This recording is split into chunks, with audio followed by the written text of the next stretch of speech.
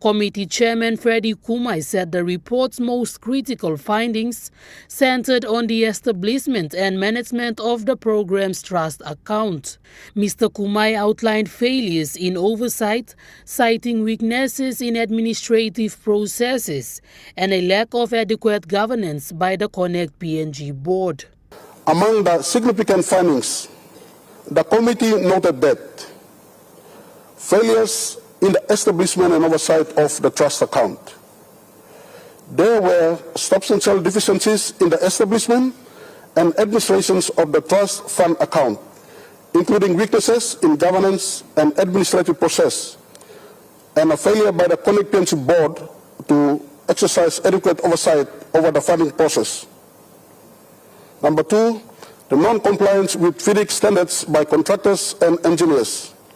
The committee observed failures by contractors and engineers to comply with FIDIC contractual standards and requirements, which are essential for project management, contract administration, and accountability in infrastructure delivery. The inquiry also recommended improvements in project design, strengthened procurement oversight, and a reduction of wastage and leakage within the funding process. Despite the administrative shortcomings, the committee's assessment of the physical works was largely positive. After inspecting 14 major projects across the country, the committee observed that the program's strategic focus on developing a national road network has significantly improved connectivity between provinces, enhancing access to essential service, markets, and social infrastructure. The notable projects that we visited, including the Yellow Bridge in Southern Islands, the Magi Highway in Central Province, the Lei Najab Road in Morobe Province, and others, have transformed local communities. Mr. Kumai further urged the responsible state agencies to act promptly and decisively to implement the report's recommendations. He maintained the committee's stance that strengthening monitoring and evaluation is vital to ensure that the multi-billion kina investment serves the best interest of the country and its people. Jacinta Doctor, National EMTV News. Schools in Western Province are facing overcrowding due to the 166 education policy. This concern was raised by the member for Middle Fly, Maso Hewabi, in Parliament yesterday.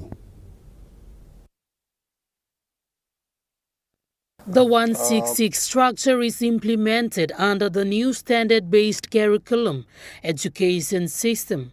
This restructure aims to transition from the previous system to 1 year of preschool, 6 years of primary education from grades 1 to 6, and 6 years of secondary education from grade 7 to 12.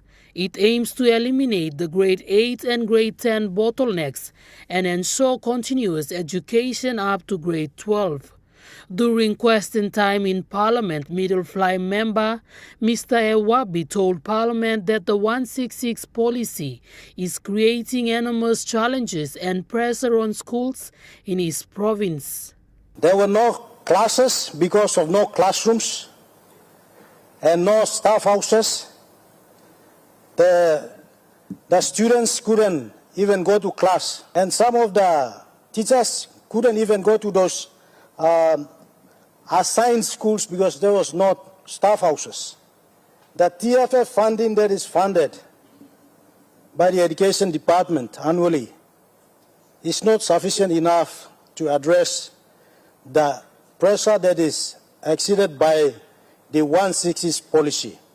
However, Minister for Higher Education Kinoka Feo said statistics from 2024 showed that of the nearly 440,000 students enrolled in primary schools, the number dropped to 33,488 in grade 12, marking a loss of about 93% of students. Minister Feo stressed that to close this gap, the government has rolled out the 166 reform. We can't, as a responsible government, allow our young people to just go off. And one of the main factors as to why we have this high attrition rate is simply because of space. And I'm happy to announce that the Cabinet approved 11.6 billion to quickly close that gap, building schools, classrooms, staff houses, dormitories, abolition blocks, textbooks. In terms of your specific question, 100 million stablo budget, plus as per this recent submission, we've also secured another 300 million. The minister further added that the government is also considering introducing ready-made modular buildings to help address the infrastructure gap. Jacinta Dr. National EMTV News. Namatanai Open member Walter Snobelt is urging the Electoral Boundaries Commission to provide clear advice and an update on the progress of the proposed Connors Open electorate. The Namatanai MP argued that all necessary requirements have already been completed and has called on the Electoral Boundaries Commission to clearly explain why the Electoral Boundaries review process is being delayed. We meet him all the requirement, all the criteria. That's all. Time you play submit him this submission, you go back, you go along Boundaries Commission. You know what? One come back or one confirmation. He come up or say, are we in the process to kisim sabla kain look sawe or some new electorate or no gat? Me like sawe the solo sem through lo question blomiem. The post Boundaries Commission can come out clear. Na talking me straight now. Only stop where? When is this list gonna come? Are we gonna review? And if it's gonna be reviewed, can Connors Open electorate be one of those inclusion? The new electorate to go inside long 2027 election. Snobelt said the district's population has grown to more than 200,000 people, making representation increasingly challenging. But you may feel also Namatnai is too large to try and accommodate the population within Namatnai, which is around close to 200,000 people, me calculating. So that's why me pushing this agenda hard no go through. That's why me writing all the past go on Boundaries Commission, na kissing Boundaries Commission's officers to come down on the ground, long qualifying this new electorate, me play call him now Connors Open electorate, come up one new electorate, and then try to pursue it to make sure that it's on the list long 2027 national general election.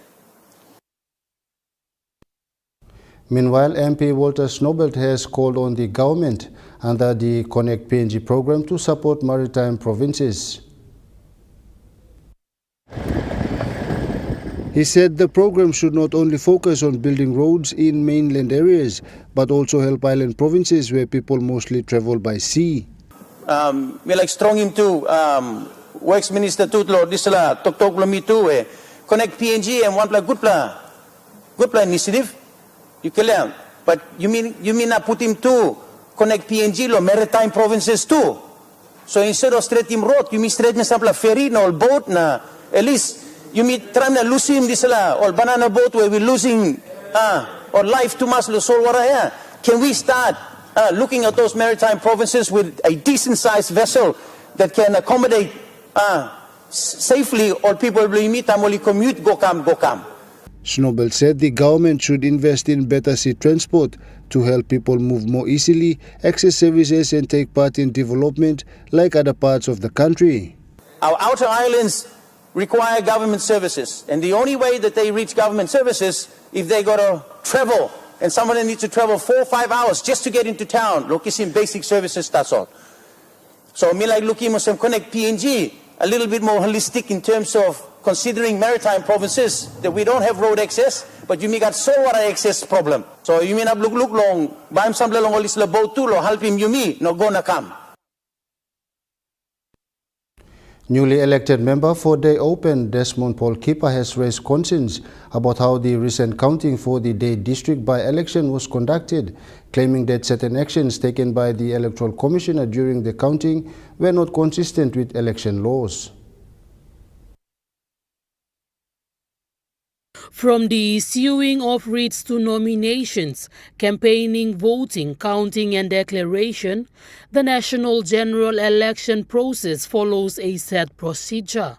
During the grievance debate in Parliament yesterday, Day Open member Desmond Paul Keeper, who is also a lawyer by profession, raised concerns about the counting process in the recently concluded day by-election.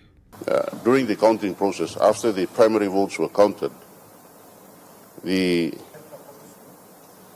quality check was conducted and all the boxes in the district or in the electorate were admitted by the returning officer that was appointed by the acting electoral commissioner.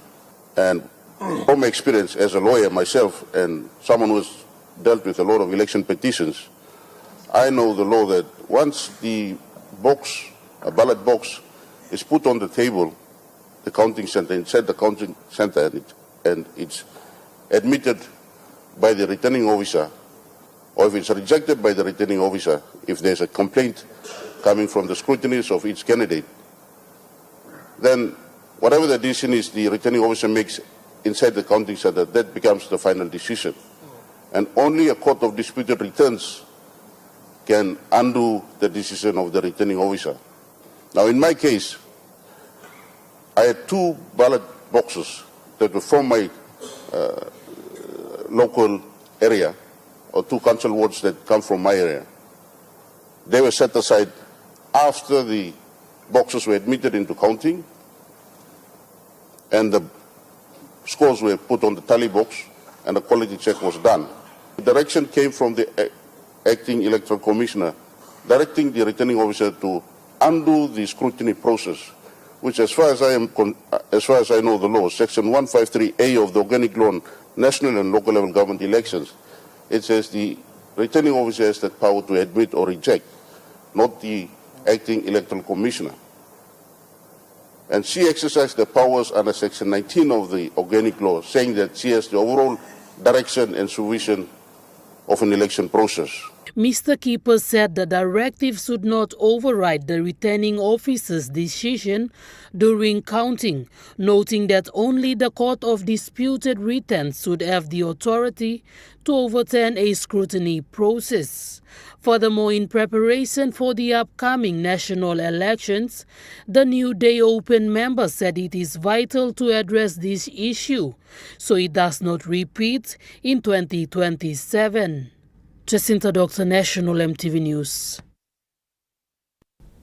While acknowledging the government's initiative to develop Kokopo into a regional tourism hub, East New Britain Governor Michael Marum has questioned why proper consultations were not conducted with the provincial government and other stakeholders. Governor Marum said such initiatives have the potential to stimulate economic growth and create employment opportunities, but coordination with provincial governments and local stakeholders must be ensured to achieve inclusive development for the people. Why was the announcement made publicly before formal consultation? One, the provincial government. Number 2, was the ministry responsible for tourism or relevant tourism authorities also consulted during the planning process? And also number 3, who are the main stakeholders being considered for this project and what partnership arrangements are being proposed for its implementation? Number 4, is this tourism economic zone intended only for Kokopo, or will it also involve the other 3 districts in the province? In responding to Governor Marum's questions, the Minister for International Trade and Investment, Richard Maru, explained that Tokua Airport needs to be upgraded to an international airport before the tourism zone can commence. You've got to bring in flights from Japan, Australia into Tokua, and you don't have an airport that can do that right now. So before I start talking to stakeholders like the governor and others, this proposal must first come to Cabinet. Cabinet must endorse the proposal, but importantly commit to finding $1 billion to build a new Tokua International Airport, which will be the anchor for such a zone to be developed. So, Deputy Speaker, I have now asked MRDC to formally bring to Cabinet or to me a submission which I could take to Cabinet to endorse the concept in consultation with the Governor of East New Britain, and importantly, commit to finding $1 billion kina to building the Tokwa International Airport. Minister Maru clarified that he must first obtain Cabinet's views and endorsement for the Tokua to be upgraded to an international airport before consulting the governor and other stakeholders on the Kokopo Tourism Economic Zone. Submission from MRDC, and until I get it, I'm not able to move that, and I cannot talk details with the good governor and the province. But I think this is one of the most exciting projects to be undertaken in our country. It has my full support, but I can't move it until I see the details. That's where we are, and I certainly will consult with the province. Jacinta Doctor, National EMTV News. National EMTV News continues after the break with more local stories. Stay with us.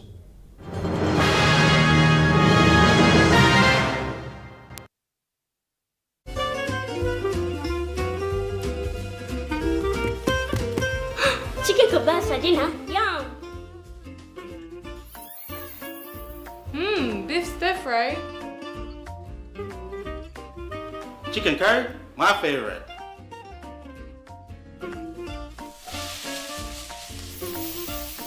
Kebabs for you, Yum. stir fry for you, and chicken curry for us.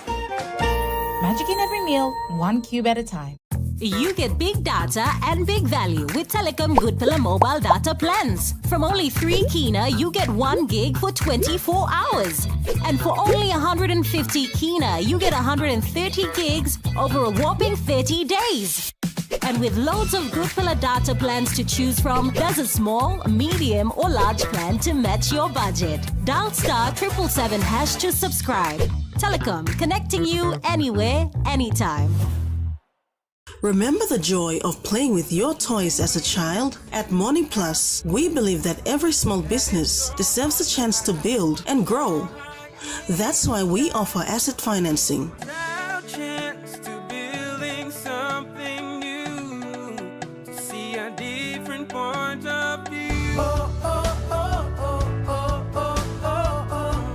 With Morning Plus, we're ready to go. Hello, everyone.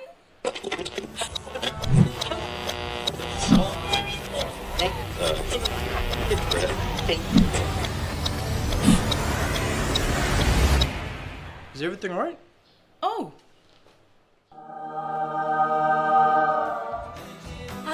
Yes. Everything's all right. All right with Roots. Make it right with Roots. Central Province is our home. The tides of the Coral Sea are our heartbeat. From the coast to the mountains. Traditions pass generation to generation. The sea and our gardens sustain us. Our songs carry our legends through time. Our home is Central Province. Our nation is Papua New Guinea. A lot of companies are already doing training for their staff. We will need a lot more tradesmen to be trained. Monday night on In Focus, we are joined by the Port Moresby Chamber of Commerce and Industry. We discuss some of the challenges as well as some of the latest developments set to take place. On top of that, on top of Parker Hill, there's plans for a Radisson Hotel. That's on Monday night.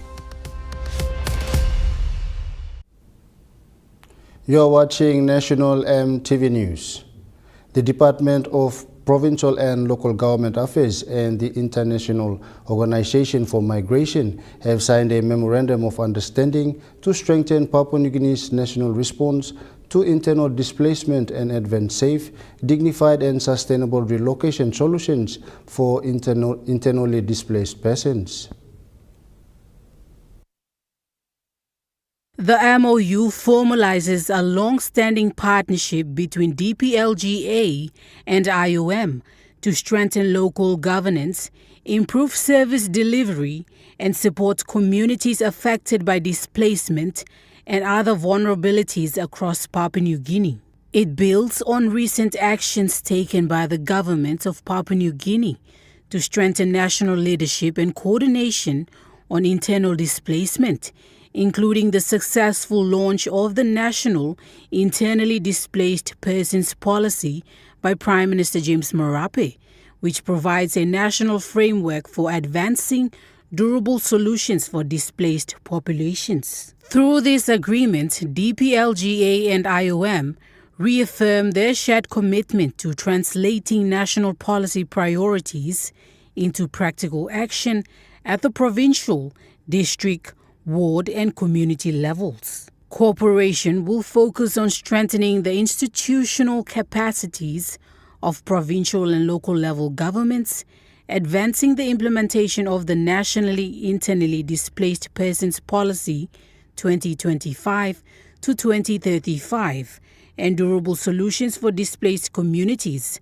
supporting the rollout of the National Ward Development Plan and community-based planning approaches for future development, and collaborating on research and policy related to displaced and local service delivery. DPLGA Secretary Philip Leo stated that the partnership reflects the government's commitment to strengthening national systems for addressing internal displacement. Chief of Mission for IOM Papua New Guinea, David Arnold, welcomed the formalization of the partnership and reaffirmed IOM's support for the government of Papua New Guinea's leadership following the launch of the NIDPP 2025 to 2035. Nicole Rema, National EMTV News. Meanwhile, under the MOU, DPLGA will lead and coordinate government efforts on internal displacement, working with IOM to strengthen technical capacity, improve planning, and support sustainable solutions for displaced communities. The partnership supports a whole-of-government approach that integrates displacement solutions within existing decentralized governance, planning, and service delivery systems. The signing of the MOU marks the launch of a 6-month pilot initiative to support the government of Papua New Guinea in operationalizing the National Internally Displaced Persons Policy 2025 to 2035. The pilot will focus on strengthening coordination mechanisms and supporting structured, community-driven resettlement planning in contexts of protected displacement. It aims to generate practical lessons and scalable approaches that can inform future relocation efforts in other high-risk displacement settings across the country. The MOU also supports ongoing government of Papua New Guinea efforts to operationalize the National Framework for Ward Development through the launch of a DPLGA and IOM pilot initiative in February aimed at piloting ward-level planning, coordination, and service delivery approaches in displacement-affected contexts. This includes reinforcing existing coordination mechanism at the provincial and district levels and advancing a structured, government-led framework that brings together line ministries, provincial administrations, development partners, civil society, and the United Nations. By anchoring solutions within established planning, monitoring, and service delivery systems, the partnership aims to ensure that internal displacement is addressed not as a standalone humanitarian issue, but as a long-term governance and development priority. Nicole Rema, National EMTV News. Usinobunde district in Medang province recently witnessed a small but significant occasion in the history of its administration with the formal signing of the handover and takeover of the district administrators, who also serve as chair of the District Development Authority.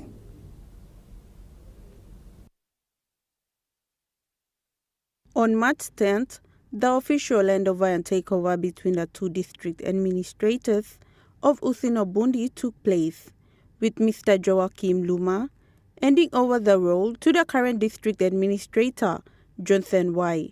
The event was witnessed by the member for Usino Bundi, the Medeng Provincial Administrator, and the 3 local level government presidents for Usino, Bundi, and Gama, as well as other delegates. Member for Usino Bundi, Vincent Kumara, highlighted the significance of the occasion, describing it as a commitment to serving the people of Usino, Bundi, and Gama in the long run. He said that geographically, Usino, Bundi, Gama is larger compared to other districts.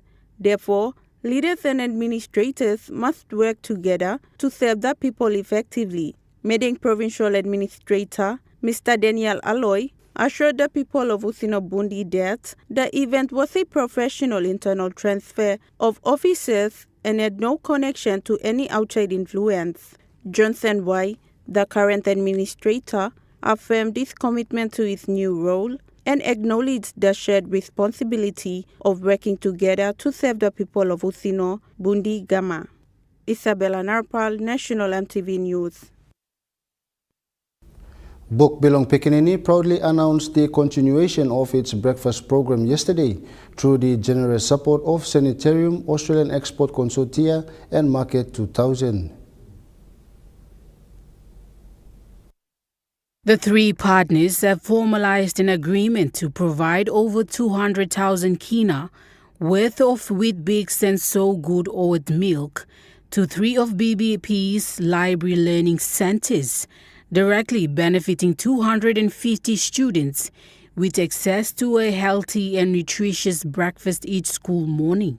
This initiative forms part of BBP's nutrition education program, which is embedded within BBP's curriculum and delivered across all 20 of its library learning centers nationwide. The program integrates practical nutrition awareness with early childhood learning, ensuring that children and parents not only receive a healthy meal, but also understand the importance of making nutritious food choices. Through this partnership, children begin their school day nourished, energized, and ready to learn. PNG Country Manager for Australian Export Consortia, Tareen McManus, said the partnership with BBP is very rewarding. BBP founder and Vice Chair Anna Sophie Herman expressed sincere appreciation for the collaboration.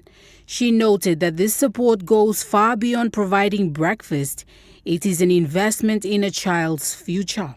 With this renewed commitment, 250 students across 3 library learning centers will continue to receive a reliable and nutritious breakfast each morning, strengthening their foundation for academic success and overall well-being. Nicole Rama, National EMTV News. Works and Highways Minister Peter Tiamalili Jr. says the department will continue the work left behind by the late Works Minister under the Connect PNG program. He said this in response to a question from Alotau MP Ricky Morris on whether construction would continue. That the contract will continue from Garaisu to Alotau to allow the road access for my oil palm growers and of course other economic activity that will happen between Abao and Alotau at the border area.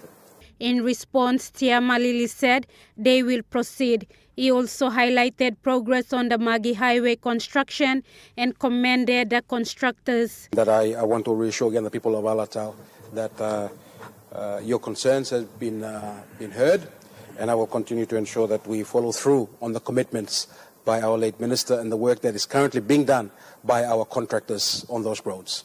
Meanwhile, Abao MP Sep Pukatemu asked whether the bridge was included in the project, sought updates on communication, and requested time for Parliament to debate on the PAC report.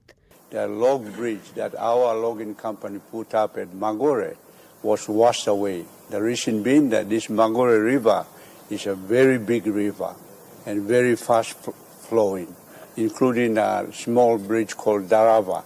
Both were washed away at the same time because the Cloudy Bay area is a high rainfall area. So I hope and wish that this big contract will also include the bridges. I understand there is a separate bridges program that the Works Department is carried out. This is a long stretch of the highway.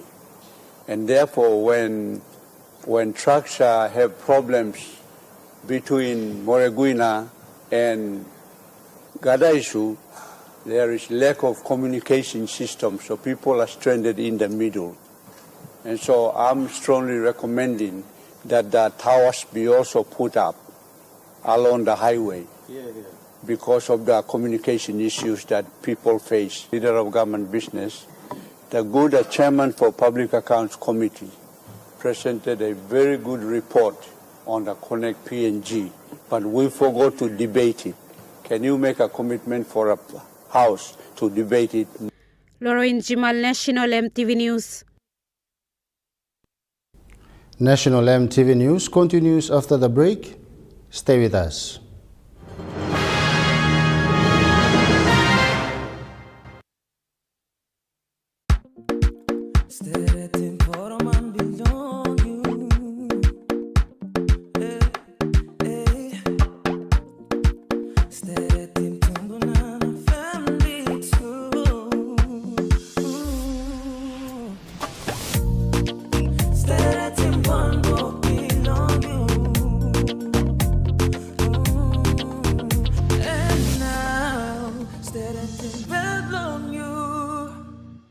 For too long, banking has felt out of reach for many. But now, BSP's One-Took Wallet is here to change that.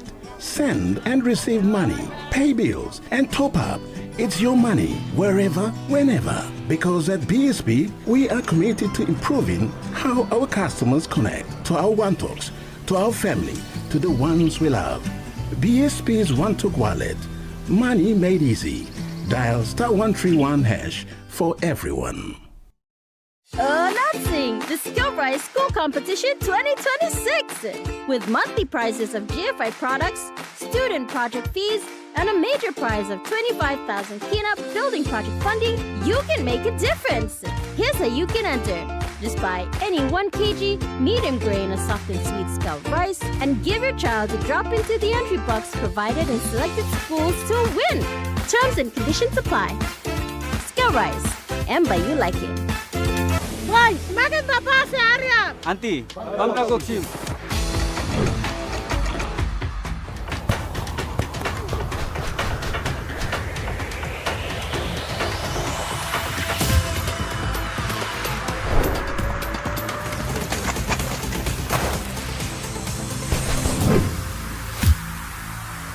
David Loran.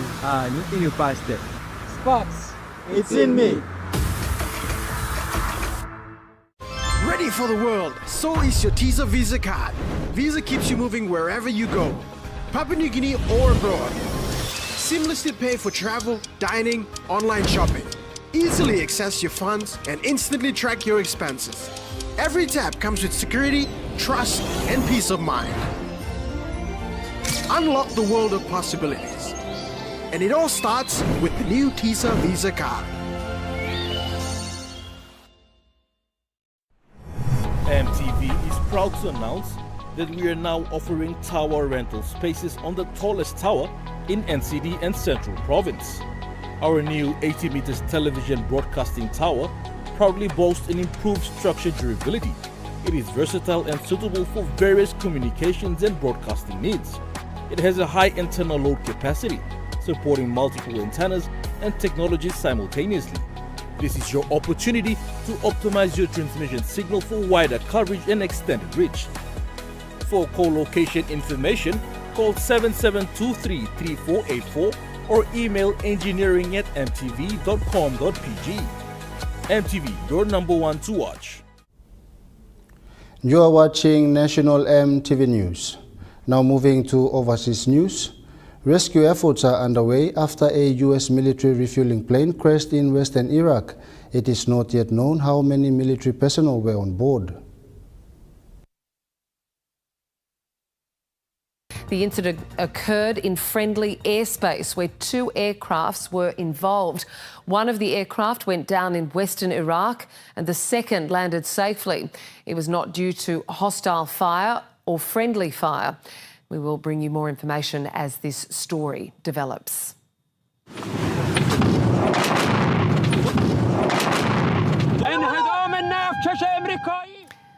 Meanwhile, Iran's supreme leader has vowed to keep blocking the Strait of Hormuz. It was Mojtaba Khamenei's first public comment on the war since his accession into the role. 6 tankers have been hit in the Gulf region in the past 48 hours, 2 close to Iraq's port in the northernmost part of the Persian Gulf. The attacks have fanned fears the war could cause a surge in inflation for the global economy. Iranian officials revealed earlier this week Mojtaba Khamenei was lightly wounded in the joint US-Israeli strikes which killed his father nearly 2 weeks ago. His first statement on the war was not made in person. Instead, it was read by a presenter on Iranian state television. Certainly, the leverage of blocking the Strait of Hormuz must continue to be used, and opening other fronts where the enemy is highly vulnerable, if the war continues, will be considered while observing strategic interests. I assure everyone that we will not refrain from avenging the blood of your martyrs. The revenge we intend is not limited to the martyrdom of the great leader of the revolution alone, rather, any member of the nation who is martyred by the enemy. The federal government is temporarily easing fuel standards, a move which will boost domestic petrol supplies by 100 million litres a month.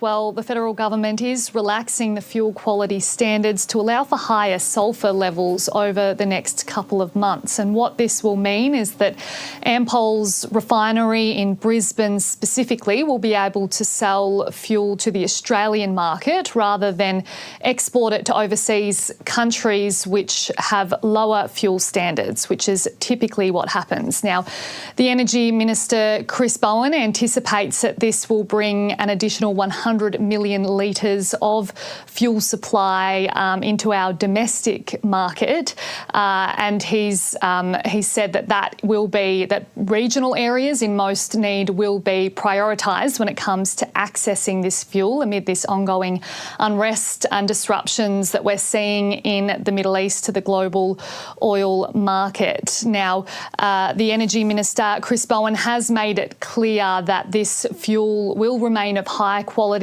and that standards are still higher than they were last year. But really this has come in response to a surge in panic buying over recent days, which has doubled the demand for fuel despite government assurances that supply remains sufficient. We've seen this result in stories of farmers not being able to access the diesel that they need to operate machinery, fishermen not being able to take their boat out on the water, and we're also hearing reports of some petrol stations closing in regional areas due to not having any fuel supply. Now, the Resources Minister, Madeleine King, spoke about this earlier. She was asked whether or not the government is considering targeted industry support if this conflict is ongoing. National EMTV News continues after the break with Trukai Sports. Stay with us.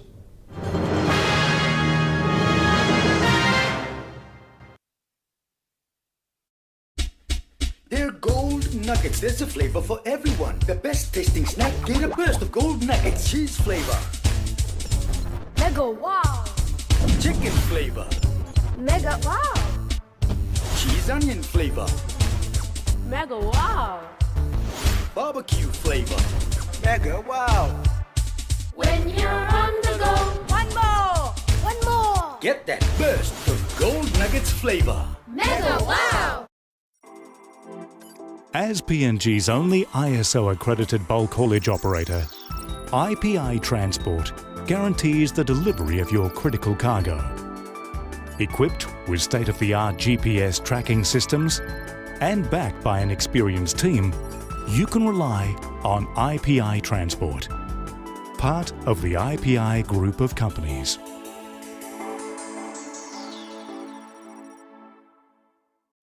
Hello, everyone.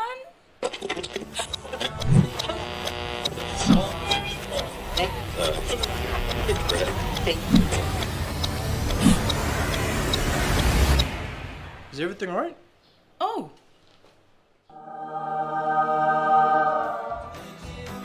Yes. Everything's all right.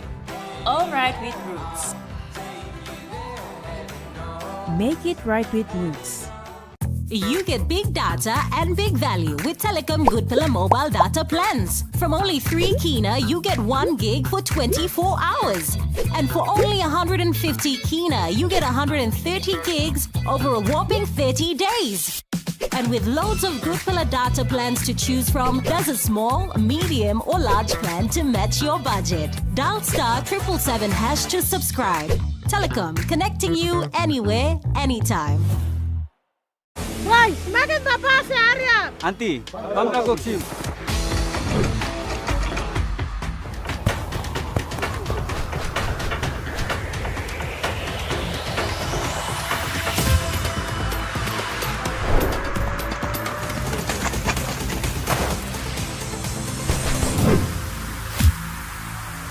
David Loran. You passed it. Spots. It's in me.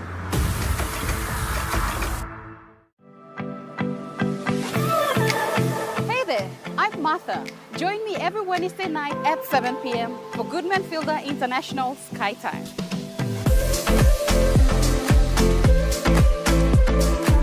The cooking show where we inspire you to create simple and delicious meals using ingredients available near you. Plus, we have talented chefs and cooks joining us throughout the year, sharing their own delicious creations. Remember, that's every Wednesday night at 7 p.m. right here on your number one to watch, EMTV.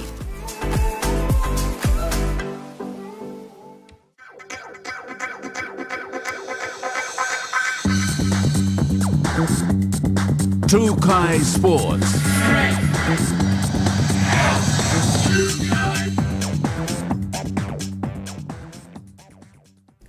Welcome to Trukai Sports. The 2026 Trukai Fun Run has recently been launched in Port Moresby, supporting Team PNG's preparations for the Glasgow Commonwealth Games. The 2026 Trukai Fun Run was officially launched at Hilton Hotel, marking the start of preparations for one of the country's biggest community events.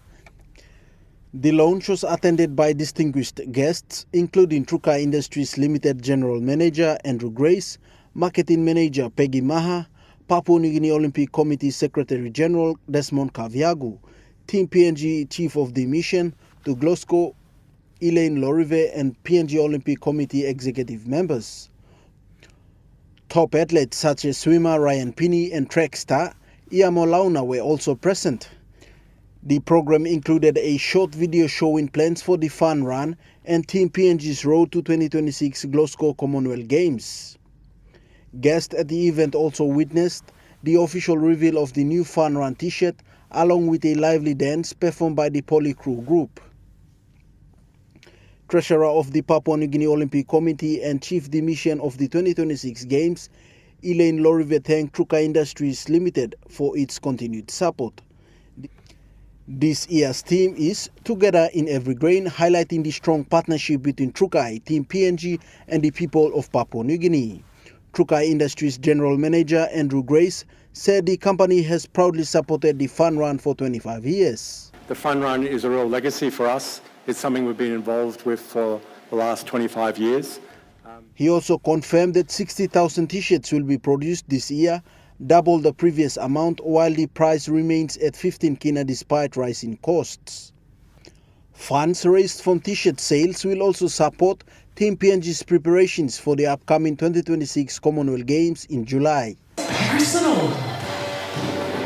10 sports and 4 venues. Meanwhile, NCD Governor Paul Espako praised the initiative, saying Fun Run continues to promote healthy living, unity and national pride. The 2026 Trukai Fun Run will take place on June 14. Joel Mipari, Trukai Sports. Australia and Papua New Guinea Rugby League fans are celebrating a proud moment after PNG Kumuls and Rabbitohs winger Alex Johnson made history in the Australia's NRL, becoming the all-time leading try scorer.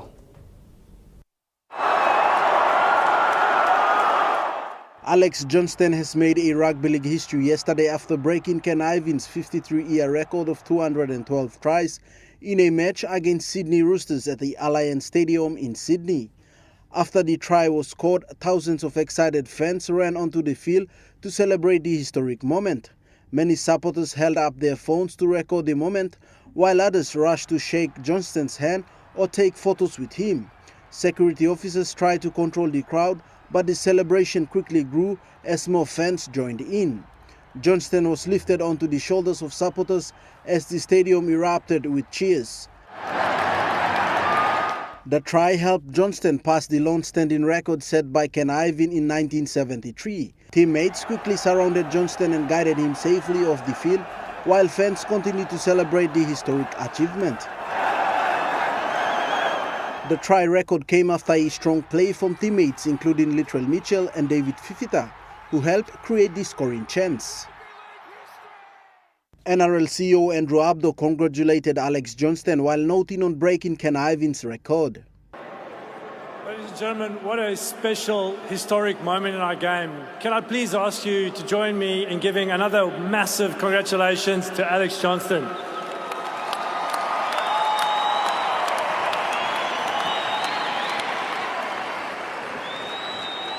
I'd like to acknowledge Ken Irvine, who held this record for over 50 years. Meanwhile, Alex Johnston thanked fans and everyone for making the great evening historic. I don't know what to say. I'll keep it short and sweet.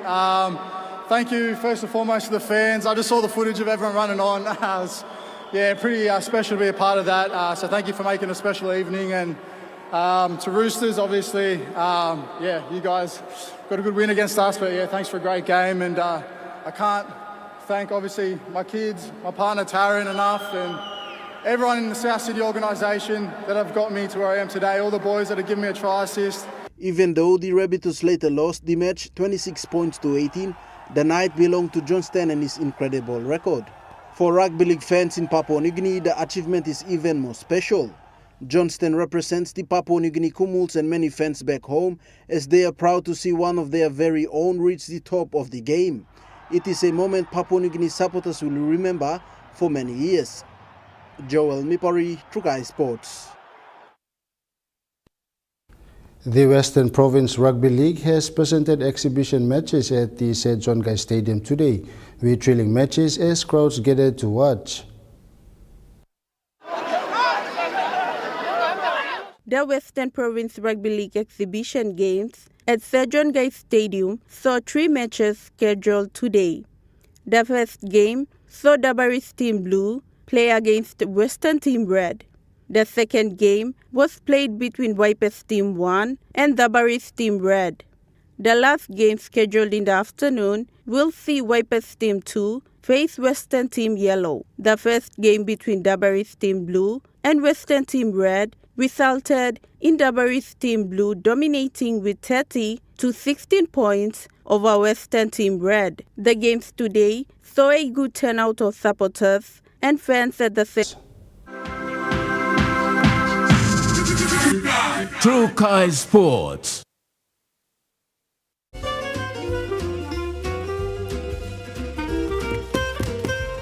Chicken kebab for dinner. Yum.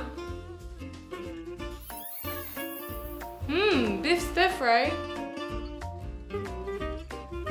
Chicken curry, my favorite.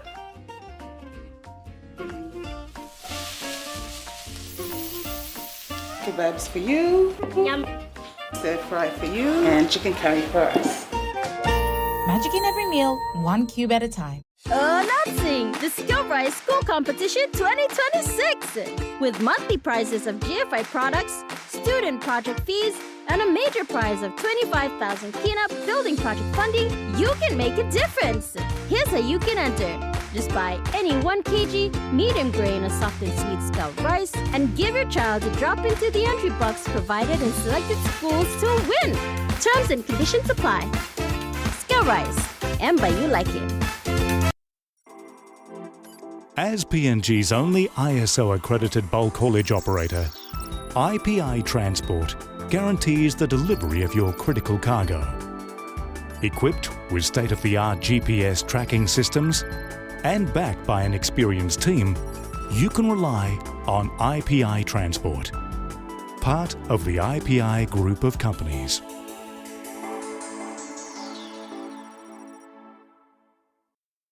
For too long, banking has felt out of reach for many. But now, PSP's One-Took Wallet is here to change that. Send and receive money, pay bills, and top up. It's your money, wherever, whenever. Because at PSP, we are committed to improving how our customers connect to our One-Toks, to our family, to the ones we love. PSP's One-Took Wallet. Money made easy. Dial *131# for everyone. A lot of companies are already doing training for their staff. We will need a lot more tradesmen to be trained. Monday night on In Focus, we are joined by the Port Moresby Chamber of Commerce and Industry. We discuss some of the challenges as well as some of the latest developments set to take place. On top of that, on top of Parker Hill, there's plans for a Radisson Hotel. That's on Monday night. Hello, everyone.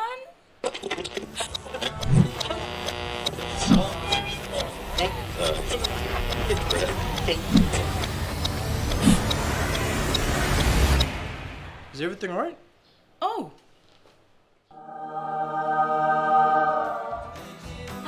Yes. Everything's all right. All right with Roots. Make it right with Roots. You're watching Trukai Sports. Preparations are well underway for the Boroko Motors Isuzu T20 Smash, with selectors and coaches working closely ahead of the tournament. Preparations are now well underway for the Boroko Motors Isuzu T20 Smash. The tournament is expected to bring together strong cricket teams from both men's and women's divisions, promising exciting competition. In an interview with the high-performance coach, he highlighted the work currently being done alongside the selectors in preparing teams for the upcoming tournament. We've been working with the selectors and the cricket operations staff. They've sent out requests to associations, we've received nominations, we've worked with selectors, we've put 4 really exciting teams together for both the men's and the women's tournament, and training and prep starts. McCaskill also stressed on the teams that will be participating in the tournament, saying several clubs have confirmed their participation. There's four teams, so the 4 teams will play 3 games, and then the 4th game is 3rd versus 4th and a final. So performances over those first 3 games will determine who gets to play on the last Sunday in the final. So he further stressed on the importance of the tournament in providing competitive opportunities for local cricketers and helping identify new talents.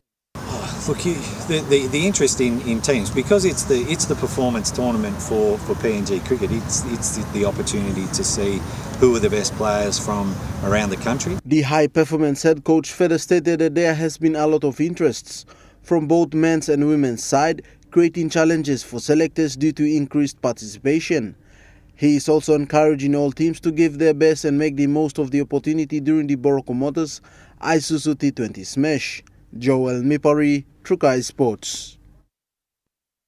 Preparations for the upcoming PNG Unity Games continue to gather momentum, with a key agreement signed to ensure safety and security arrangements are in place for the event. The signing between the PNG Sports Foundation and the Safety and Security Committee of the PNG Unity Games took place yesterday at the PNG Sports Foundation head office in Port Moresby. The Safety Committee is comprised of the PNG Sports Foundation, Royal Papua New Guinea Constabulary, Papua New Guinea Defence Force, Correctional Institutions Service, National Intelligence Organization, St. John Ambulance, and PNG Fire Service. The CEO of the PNG Sports Foundation, Micah James, stressed the key focus of the upcoming Unity Games, which will be held in Mendi in Southern Islands Province. From the NIO, St. John's Ambulance, and of course my team here, thank you. This is the team that is prepared to coordinate the safety and security program for the 9 Pacific Games, and I'm happy. Mr. James also stressed the importance of safety and security operations while urging provincial governments to support their teams and ensure proper preparations ahead of the Games. PNG Games is the venue where we encourage youths to participate in sports.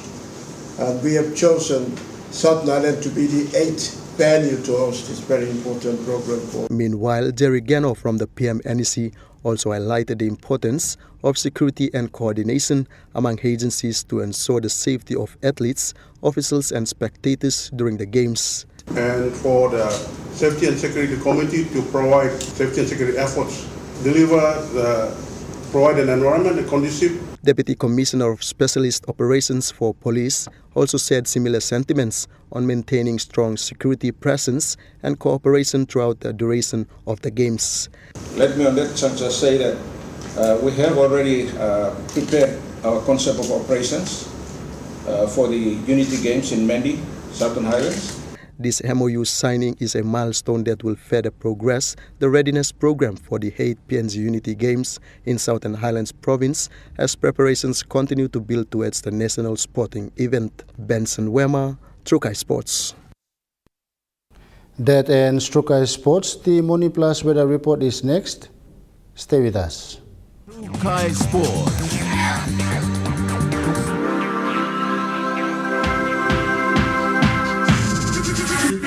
Trukai Sports. Hello, everyone.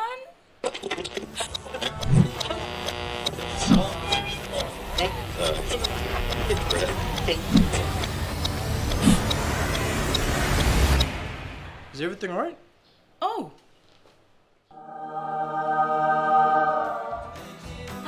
Yes. Everything's all right. All right with Roots. Make it right with Roots. You get big data and big value with Telecom Good Pillar mobile data plans. From only 3 kina, you get 1 gig for 24 hours. And for only 150 kina, you get 130 gigs over a whopping 30 days. And with loads of Good Pillar data plans to choose from, there's a small, medium or large plan to match your budget. Dial *777# to subscribe. Telecom, connecting you anywhere, anytime. Why, semakin bapak area. Auntie, bangka goksim.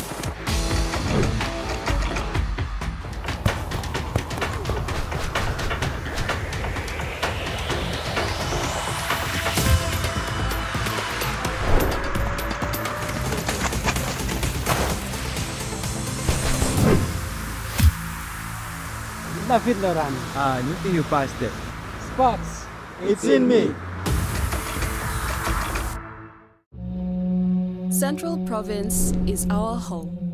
The tides of the Coral Sea are our heartbeat. From the coast to the mountains. Traditions pass generation to generation. The sea and our gardens sustain us. Our songs carry our legends through time. Our home is Central Province. Our nation is Papua New Guinea. Sport is one thing that can give kids direction and keep us out of troubles. Sport is more than just a game. It's passion, it's pride, it's community. Every week we bring you highlights, the heat and the heart of the game. Very special representing our country. Big plays, big personalities and big moments.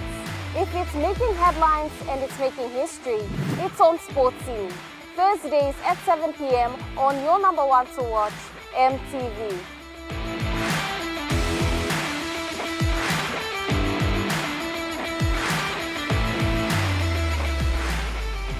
Remember the joy of playing with your toys as a child? At Money Plus, we believe that every small business deserves a chance to build and grow. That's why we offer asset financing.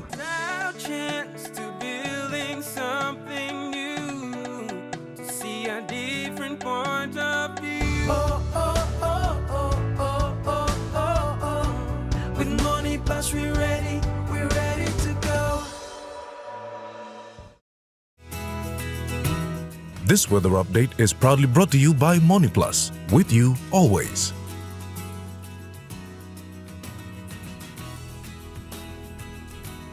The Money Plus weather report for the next 24 hours. In the southern region, Port Moresby City, cloudy periods with rain showers and possible thunderstorms. Daru, partly cloudy with few showers.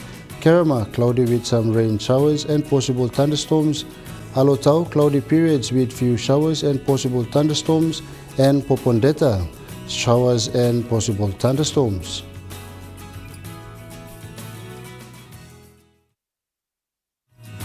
The weather update was proudly brought to you by MoneyPlus, with you always. And that wraps up the news, sports and weather for Saturday, the 14th of March 2026. From all of us here, pleasant viewing and good night.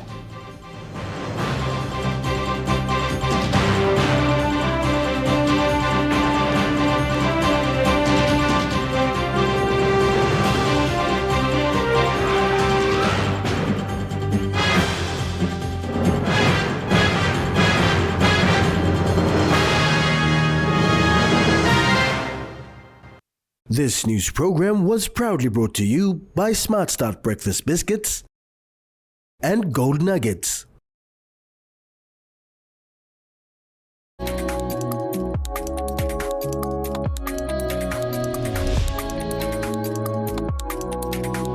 And Gold Nuggets.